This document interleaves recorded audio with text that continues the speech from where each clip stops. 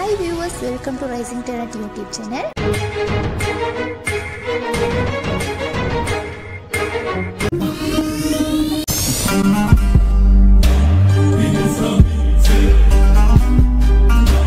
இன்று நான் தரம் 9 விஞ்ஞான பாடத்தில் உள்ள 11வது அழகான மின்பகுப்பு எனும் பாடத்தில் உள்ள பரிசோதனை ஒன்றை நிகழ்த்தி காட்டப் போகின்றேன்.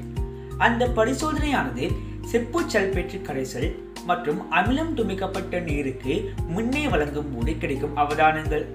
முதலில் செயல்முறைக்கு தேவையான பொருட்கள்: நீர், முகவை, எலுமிச்சம் பழச்சாறு, கார்பன் கோல்கள், செப்பு சல்பேட்டு, மின்கலம் மற்றும் மின்கடத்தி. முதலில் நீருடன் செப்பு சல்பேட்டை கலந்து செப்பு சல்பேட்டு கரைசலை உருவாக்கிக் கொள்க.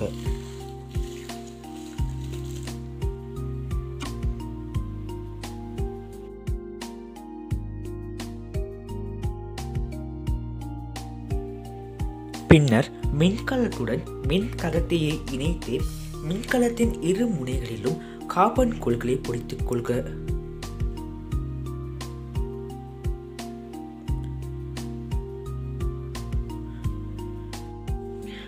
மின்கலத்தின் நேர் முடிவிடத்துடன் தொடுக்கப்பட்டுள்ள கார்பன் கோலானது நேர் மின்வாய் என அழைக்கப்படும் மற்றும் மின்கலத்தின் மறை முடிவிடத்துடன் தொடுக்கப்பட்டுள்ள கார்பன் கோலானது மறை மின்வாய் என அழைக்கப்படும். பின்னர் நாம் தயாரித்துக் கொண்ட செப்பு சல்பேட்டு கரைசலினுள் மின்கலத்துடன் தொடுக்கப்பட்டுள்ள மின்வாய்கள் இரண்டனையும் அமிழ்த்துவோம்.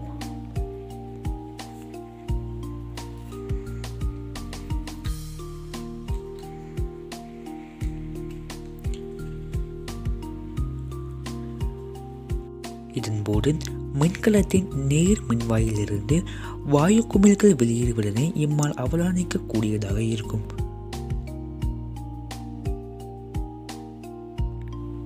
மேலும் மின்கலத்தின் மறை மின்வாயில் கபில நிறமான படிவு ஒன்று தோன்றியுள்ளதையும் இம்மால் அவதானிக்க கூடியதாக இருக்கும்.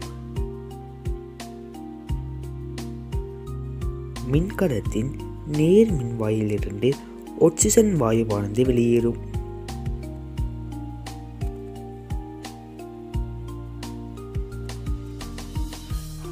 மின்கலத்தின் மறை மின்வாயில் செப்பு சல்பேட்டு கரைசலில் உள்ள செப்பானது படியும். இதன் காரணமாக கரைசலின் நிழல் நிறமாண்டு படிப்படியாக குறைவடையும்.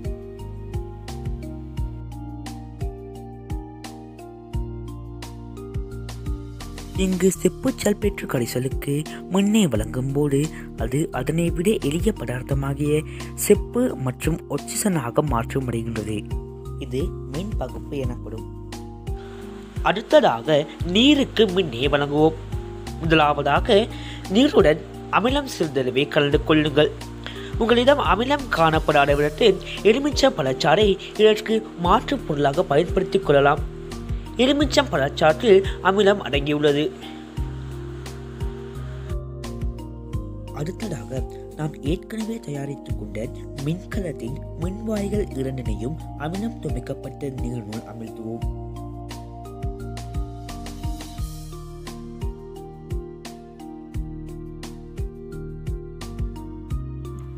இதன்போது மின்கலத்தின் நேர் மின்வாயிலிருந்து வாயு குமிழ்கள் வெளியேறுவதனை இம்மால் அவதானிக்க கூடியதாக இருக்கும் மற்றும் மின்கலத்தின் மறை மின்வாயிலிருந்தும் வாயு குமிழ்கள் வெளியேறுவதனை இம்மால் அவதானிக்க கூடியதாக இருக்கும்.